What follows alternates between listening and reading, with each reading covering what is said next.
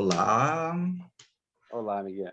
olá, Leandro. Tudo E bem? aí? Tudo bem? Tudo bom? Cadê o Beleza. Paulinho? Bom, tô aqui, tá E me aí, vendo? Paulinho, tudo bem? Tudo E bom? aí? Tudo em ordem. Meninos, eu fiquei agora conversando com os diretores que eu fiquei sabendo que o filme foi dividido pela metade, que uma parte foi filmada antes e outra depois da pandemia. E isso É. não se nota, né? Acho muito interessante isso, que não se nota esse gap aí no filme. Me conta um pouco assim, como que foi filmar. Segundo o Marcelo, acho que foi o primeiro filme, né, que foi gravado aí, né, durante a pandemia, ainda sem vacina, em setembro. Foi difícil? Como manter o humor, né, com um Brasil tão doente que estava naquela época, né? Naquela época e um pouco ainda hoje, né? Então, foi uma superação, né, para a gente, foi terapêutico e inusitado essa coincidência, porque um filme que trata de como é difícil fazer cinema teve uma dificuldade real de fazer Hum. cinema, uma dificuldade talvez a maior de todas elas. Eu lembro que na pesquisa de se vai voltar, se não vai voltar, como é que a gente vai voltar, já tinha publicidade, já estava voltando com um protocolo de segurança muito rígido. O Hum. nosso rígido que ninguém se contaminou dentro do estúdio, graças a Deus. Então a É. gente lembra que tinha o Almodóvar estava filmando na época também e ele tinha um face shield de mão, que era um bastão assim. Então a gente ficava carregando isso o tempo todo quando não estava de. Nossa. Tinha duas agentes de saúde, não fala, tampa, máscara, mão, álcool toda hora. Álcool Nossa. parecia que era lança perfume, lança. O álcool virou nosso melhor amigo, assim, sabe? A gente teve muito cuidado. E a galera que veio topando, teve atores que não toparam fazer, desistiram de fazer, teve outros que tiveram problemas porque contraíram a doença e tinha que ter aquela janela de um mês e Hum. atrasar muito. Mas, cara, fica marcado para a história da nossa vida, sabe? Além de tudo. É um É. filme de resiliência, assim, é um filme que todo mundo queria fazer, estava todo mundo amarradão ali. Acho que foi algo muito bonito para a nossa carreira, sabe? Independente de qualquer coisa. Tá. E, Leandro, como que foi manter o humor, né, diante Então, tirando, né? ti- tirando essa parte da gente estar com medo de morrer, né? Que tinha isso, que era algo muito maior do que tudo, não era só manter o humor, era manter o humor e manter o peso quando pausou.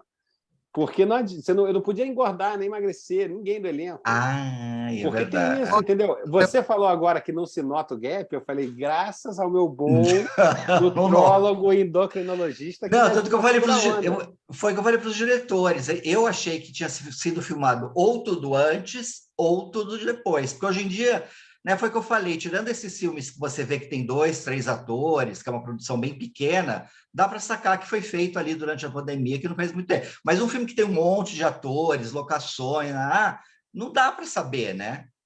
Não. Isso é muito impressionante. Isso rendeu algumas histórias.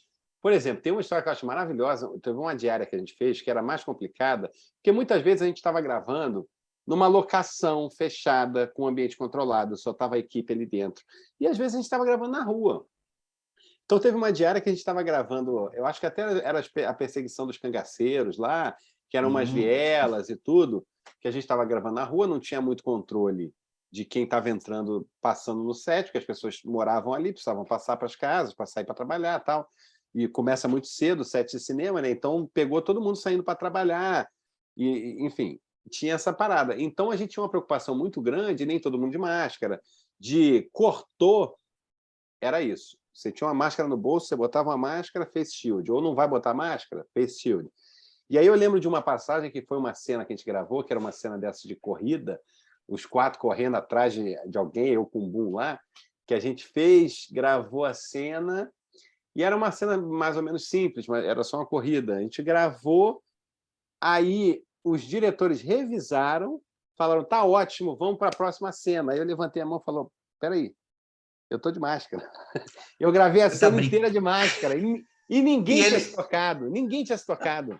Ninguém Que se tocou louco. na hora, porque também estava todo mundo na loucura, o tempo inteiro demais, sei lá, que mesmo revisando, sei lá quantas pessoas revisaram, ninguém percebeu que eu estava com a máscara branca Não, na mas cara. quantas vezes a gente não saiu? Agora menos, que a gente está usando menos a máscara, mas quantas vezes a gente não saiu, né, e foi para algum lugar e não percebia que estava de máscara? Não, Então, quantas vezes... acredito. É. Muita gente deve me odiar na pandemia, porque eu sou uma pessoa que cumprimento muito com sorriso. Às vezes, sei lá, você está passando por alguém que você vai parar e a pessoa te olha e cumprimenta, eu sorria para a pessoa. É. E de máscara, só que você está de máscara, aí fica só um negócio assim. Você não sabe se o cara está rindo, se ele está puto contigo. Então, um monte de gente deve me achar É. muito antipático. Mas é só pandemia, é só pandemia. Ô, Leandro, por que eu sei que não é um filme do Choque de Cultura, mas, enfim, tem dois integrantes do Choque de Cultura no filme. Tem Eram os três. outros dois... Ah, três. Só Tem o o Pedro Furlan que não... Leite. Não, E tem o o... Pedro Leite. Não, não é no elenco. O Caíto não está no filme. Mas um dos roteiristas é o Pedro Leite. Ah, E é tá, não, roteirista mas... do Choque. Então, mas como ator, assim, né? Uhum. Era para ser os quatro? O que aconteceu ou não? Ou sempre foi... Não é Eu um sei que filme do vocês Choque fazem de trabalho, Cultura. você mesmo fez o Cabras da Peste, você fez outros trabalhos também, Mas né? esse filme não tem nada a ver com Choque de O Cultura. Choque. Nada a ver. Nada a ver. Ele só tem dois atores que trabalham no Choque, mas o filme já existia muito antes. O filme já existia na cabeça. Eu acho que esse roteiro começou a ser escrito, inclusive, antes de existir o Choque. Sério? Nossa, eu não Porque o Choque é sabia. de 2017. O roteiro, eu acredito que o primeiro tratamento deve ser anterior a isso. Deve ser 2015. Eu tenho que ver de onde e quando é. Mas quando eu entrei, eu e Raul fomos os últimos do elenco a entrar. O Paulinho estava mais desde o início, o Filipinho, não lembro se entrou comigo com o Raul, mas nós dois entramos no fim do processo. Quando a gente entrou, o roteiro já era o roteiro que a gente filmou. A gente, inclusive, não deu nenhuma contribuição para o roteiro. Eu não escrevi uma letra do roteiro. Eles falaram mesmo que era uma ou outra sugestão, mas que o roteiro já estava Mas muito ele bem não, amarrado ali. ele não tem nada a ver com o Choque. Outro dia eu li uma crítica de alguém, não lembro onde eu li, mas uma pessoa inteira, a crítica inteira do cara era falando sobre o choque de cultura no cinema, choque de cultura no cinema. O cara não entendeu o filme, o cara achou que era um filme do choque de cultura. Ele não entendeu nem que os personagens têm outro nome. Você está Pela brincando. crítica que saiu, eu falei, pô, esse cara não viu o filme, não é possível, velho. E isso deve ser ruim, né, para vocês como atores, né, de ficarem rotulados como de um Porque assim, programa, né? mais ou menos. Eu não me sinto rotulado, de verdade. Quer dizer, eu vou ser Não. sempre o Julinho do Choque. Sempre vou ser. Ah. Mas porque eu fiz o Choque. Assim como o Celton Mello sempre vai ser o Chicó. No Chicó. Entendeu? Mas isso não é o que define ele. Nem o Choque vai ser o que me define. Mas eu sou muito feliz, na verdade. Eu adoro que as pessoas me reconheçam pelo Choque e que me coloquem nesse lugar de Julinho. Muita gente me aborda na rua e não se chama nem pelo nome, ô Julinho. E fala comigo como se eu fosse o Julinho.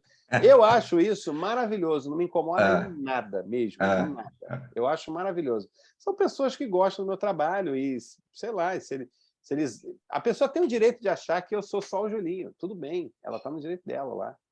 Eu acho que tudo bem. Eu sou o Julinho também, de certa forma, entendeu? Ô, Paulinho, você também não contribuiu nada, porque você me parece uma pessoa que gosta de dar pitacos, ou estou enganado? Cadê o Paulinho? Tá mutado, Ué. Paulinho, ó.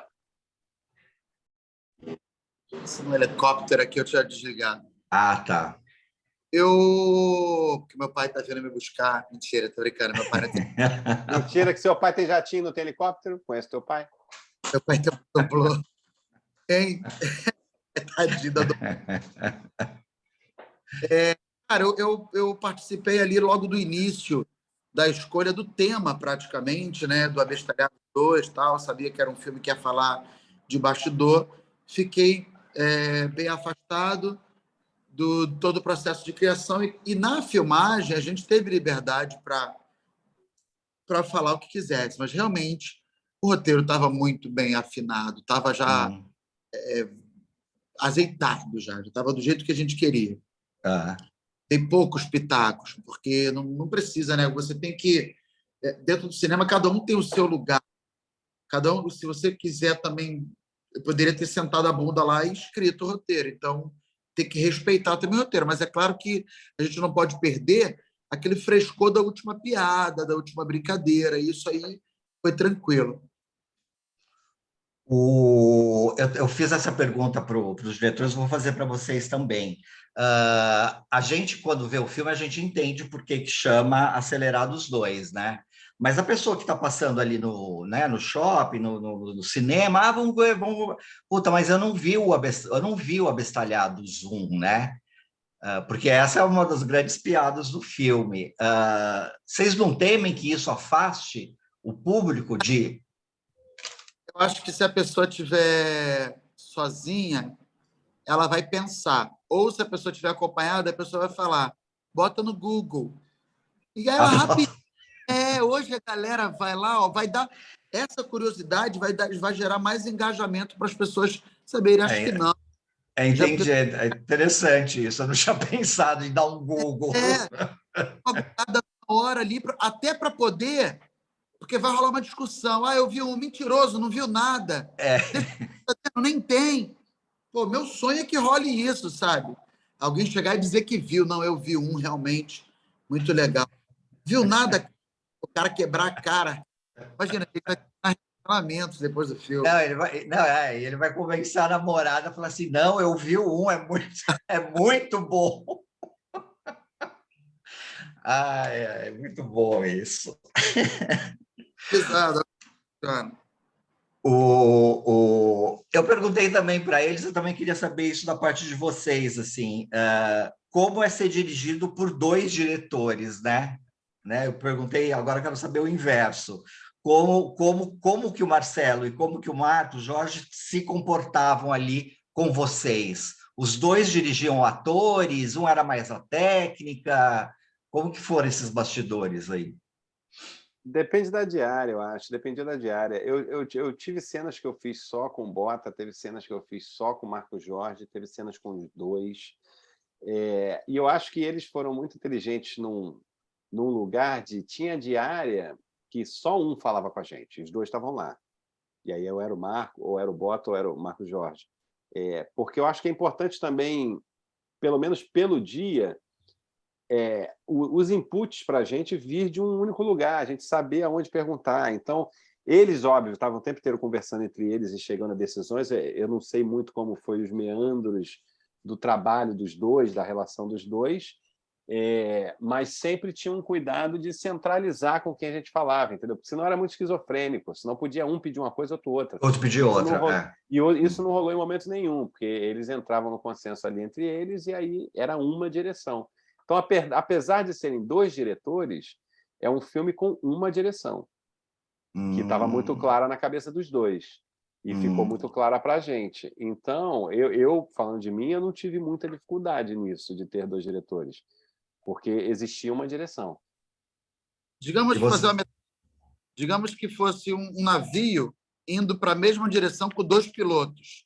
No momento, um piloto assumia mais a rédea ali, o outro assumia mais a rédea. Ficou mais ou menos assim. Acho que foi o que eu entendi. Eu tenho mais 3 minutos, eu vou fazer uma última pergunta, que é